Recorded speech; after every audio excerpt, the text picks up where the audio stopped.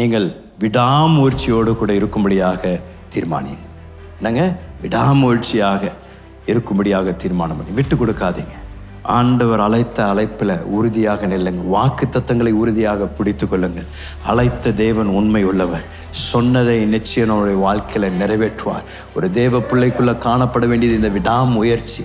ஒவ்வொரு நாளும் சோர்ந்து போகாமல், ஆண்டவரே இன்றைக்கி நான் ஒரு தீர்மானம் செய்யணும், விடாமல் நான் தொடர்ந்து பின்தொடர போகிறேன், உண்மை நான் பின்தொடர போகிறேன், வாக்கு தத்தங்களை நான் பின்தொடர போகிறேன். ஆண்டவரே எதற்காக என்னை பிடித்தீங்களோ அதை நான் அடையும் வரைக்கும் நான் அதை தொடர்ந்து நான் பின்தொடரிக்கொண்டே இருப்பேன் என்று நீங்கள் ஒவ்வொரு நாளும் தீர்மானிப்பது அவசியம். பிலிப்பியர் 3:13 14 பவுல் சொல்கின்றார், வாசிங்களேன் சகோதரரே.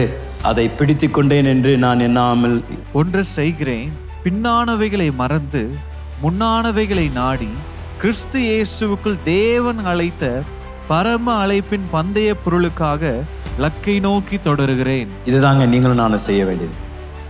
அந்த பந்தய பொருளை நோக்கி லக்கை அடையும் வரைக்கும் நாம் ஓடிக்கொண்டே இருக்கணும்.